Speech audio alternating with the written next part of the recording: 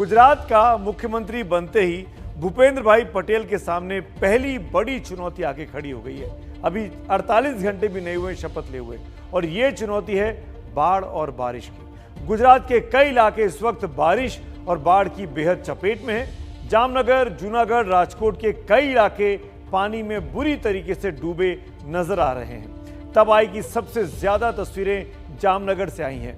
खुद नए नवेले मुख्यमंत्री भूपेंद्र पटेल ने आज जामनगर के बाढ़ प्रभावित इलाकों का दौरा किया। देखिए हमारी ये खास रिपोर्ट।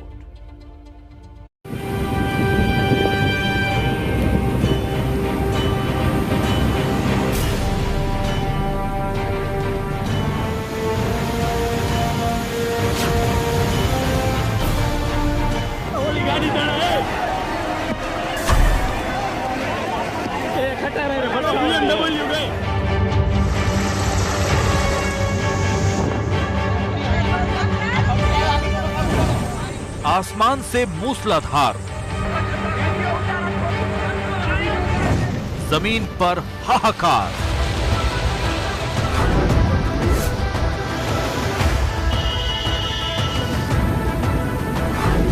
उफनती नदियां, टूटते डैम,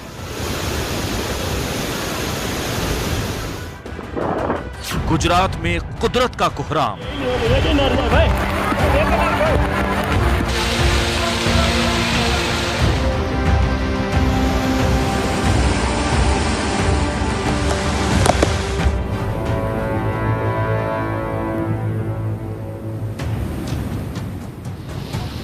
भारी बारिश ने गुजरात में सैलाब ला दिया है।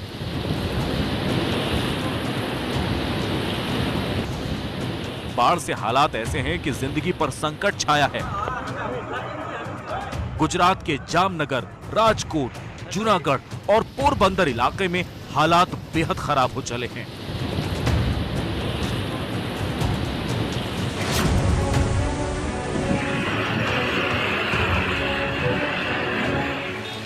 गुजरात का जामनगर पानी में डूबा डूबा नजर आ रहा है।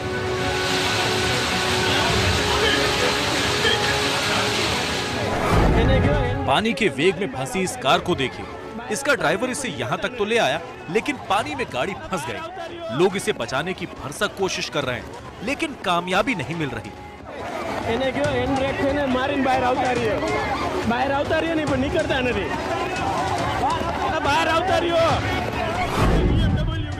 ये काली कार भी पानी में फंस गई है और अब पानी इसे अपने साथ बहा ले जा रहा है।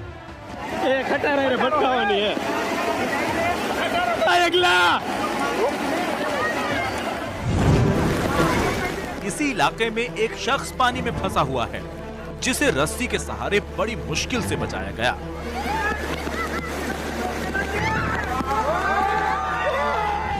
कई शहर और गांव पानी की जद में हैं। गलियां, सड़कों पर पानी का कब्जा है। लोग अपना घर छोड़कर सुरक्षित ठिकाना ढूंढ रहे हैं। सबसे ज्यादा मुश्किल बुजुर्गों और बच्चों को हो रही है।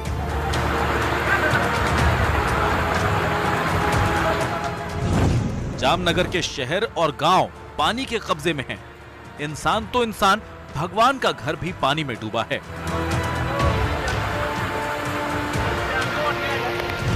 बाढ़ का पानी लोगों के घरों के अंदर घुस आया है। लोग छतों पर वक्त बिताने को मजबूर हैं।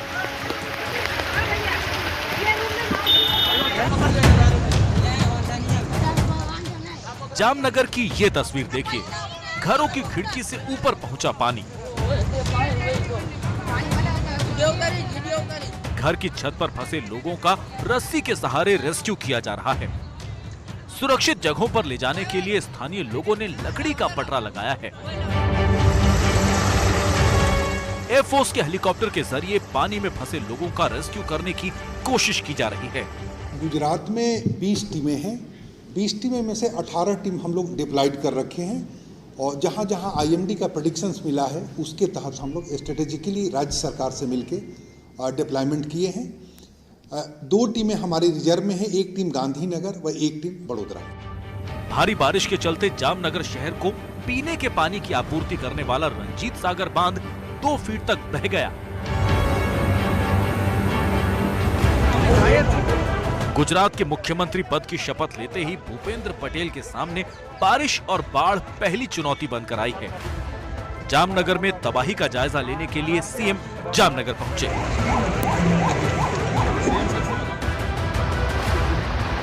जामनगर में बारिश का कोहराम तो थमा हुआ है, सैलाब का पानी भी अब धीरे धीरे कम होना शुरू हो रहा है, लेकिन गुजरे दिनों में यहाँ के लोगों ने जो देखा उसे भूल पाना आसान नहीं होगा।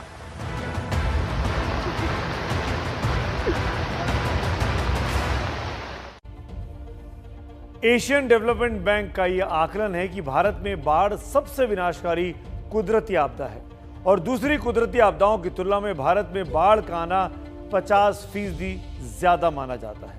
हम आंकड़ों के जरिए इसे आपको समझाने की कोशिश करते हैं। यह आंकड़ा 1953 से साल 2020 तक का। 1952 से 2020 तक एक भी साल ऐसा नहीं गुजरा जब भारत के किसी हिस्से में बाढ़ ने नुकसान न पहुंचाया हो। 67 सालों में बाढ़ से 460 मिलियन हेक्टेयर इलाका प्रभावित हुआ, जो भारत के भौगोलिक क्षेत्रफल से भी कहीं ज्यादा है। इसमें भी 24 करोड़ हेक्टेयर का इलाका पूरी तरीके से तबाह हो गया। अगर नुकसान का अंदाजा पैसे में लगाया जाए तो ये 87,662 करोड़ रुपए का होता है।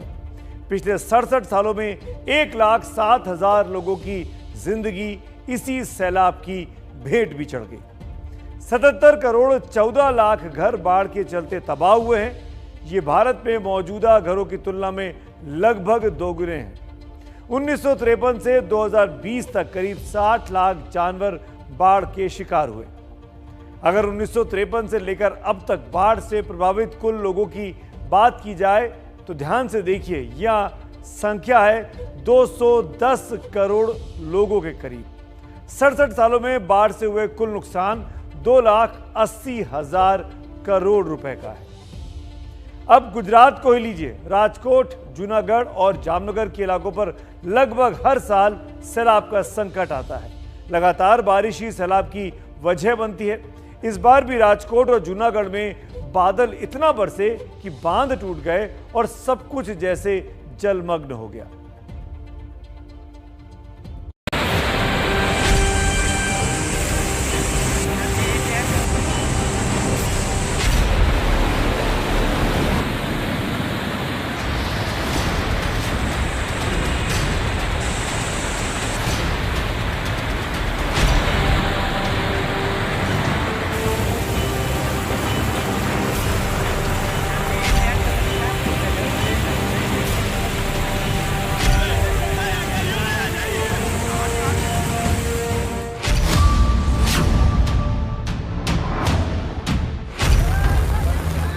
गुजरात के राजकोट में आसमान से जैसे पानी नहीं आफत बरस रही है।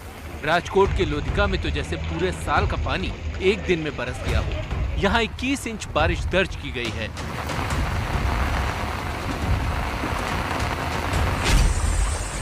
हर तरफ जल प्रलय जैसे हालात हैं। इंसान की रिहाइश तो छोड़ ही दीजिए, भगवान के मंदिर में भी पानी का कब्जा है और पानी भी ऐसा कि सब कुछ अपने साथ बहा ले जाने को बेताब।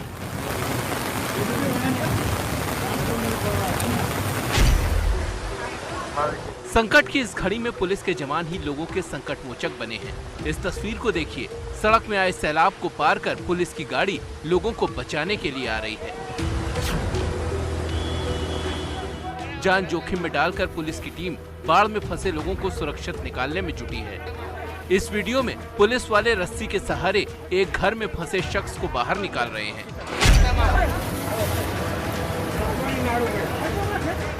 हमारे पुलिस के बहादुर जवानों ने बिना अपनी जान की परवाह किए लोगों को सुरक्षित स्थानों में पहुंचाने में बहुत मदद की है और लोगों ने उसको काफ़ी प्रशंसा भी की इस बारे में कि पुलिस ने अपने कर्तव्य का बिल्कुल निष्ठापूर्वक निर्वाह किया।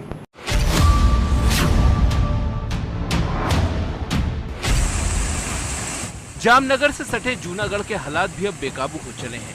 बारिश से स्थिति किस कदर बिगड़ी हुई है, इसकी तस्वीरें देख लीजिए। शहर में हर तरफ पानी ही पानी नजर आ रहा है। इस वीडियो में पुल के नीचे से पानी बह रहा है, जो पुल के ऊपर चढ़ जाने को बेताब नजर आ रहा है। इस तस्वीर में नदी में गिरी कार को क्रेन की मदद से निकालने का काम चल रहा है। बताया जा रहा है कि भारी बारिश की वजह से कार के ड्राइवर का संतुलन इस पुलिया के पास बिगड़ गया और कार नदी में जा गिरी।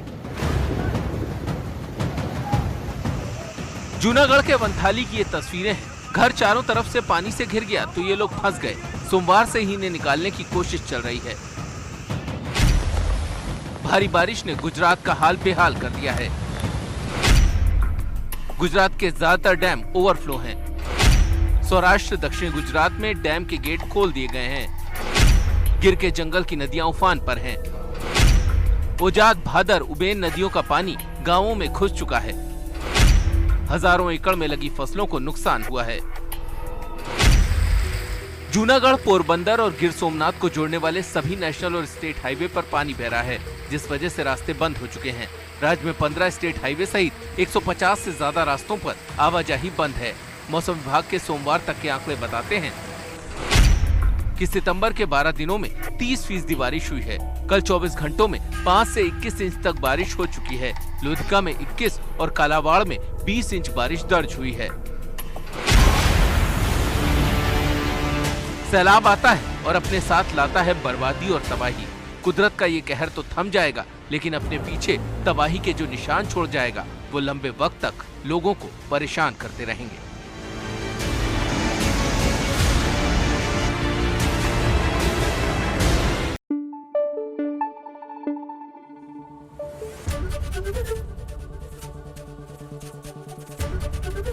एबीपी न्यूज आपको रखे आगे।